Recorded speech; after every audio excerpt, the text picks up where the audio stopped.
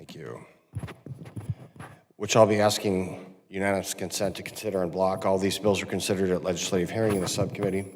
I'm supportive of the bills today that we're presenting, as they are important measures that will help improve the lives of veterans and their families by improving the GI Bill program, offering legal support for veterans filing claims for benefits, and improving the VA home loan program.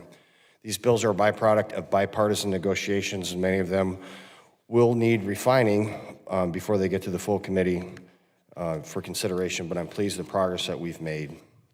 I hope everyone on the subcommittee will support these bills and continue to work together to address concerns as we move forward in the legislative process. In accordance with the committee rules, the subcommittee has contacted the Congressional Budget Office seeking informal preliminary cost estimates for each of the bills being considered today. Many of these preliminary scores are only a range of potential costs because the subcommittee has still not received official cost estimates on the bills from the Congressional Budget Office. None of these bills being considered here today include the offsets that will be necessary to move these bills forward through the legislative process. However, as we work to refine these bills, the list of these bills that will be considered at the full committee markup, the bills that may be considered on the House floor, we will need to find offsets to ensure that we are in accordance with the House rules. We want to make sure that we are not passing legislation that will increase the debt and burden the American taxpayer and yet still take care of our veterans. I find it interesting, and it's so one of the things, we're talking about the Elizabeth Dole Act, and I think we need to level our bubbles here, because there's concerns from my Democrat colleagues about the cost of this, but we have H.R. 7543, the Guard and Reserve GI Bill Parity Act, and H.R. 8514 to provide for the annual increase for stipend for books and supplies. Both these are going to cost about $7 billion. So we really need to get to a place of common accord on this, because those bills are exceptionally expensive, as is the Elizabeth Dole Act. So I think we're going to be able to find common ground here. I have the utmost confidence in that. And as I said previously, there's going to be several opportunities to make the changes to these bills.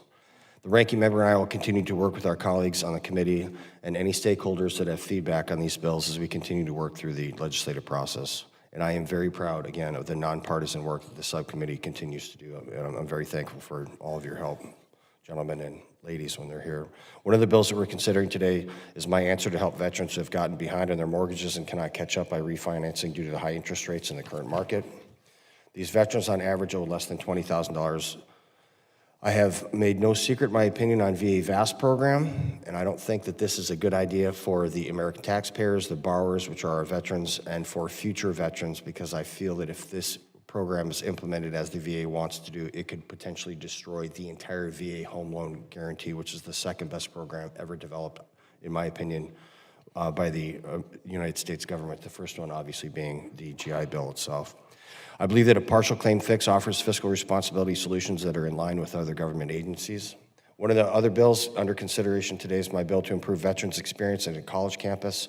My bill would make it easier to hire individuals to fill VSOC positions on college campuses nationwide. I thank the minority for working with us to ensure the best language in these bills that we're going to present today. And finally, I have a bill to improve the apprenticeship program to discourage veterans who are participating in apprenticeships from dropping out.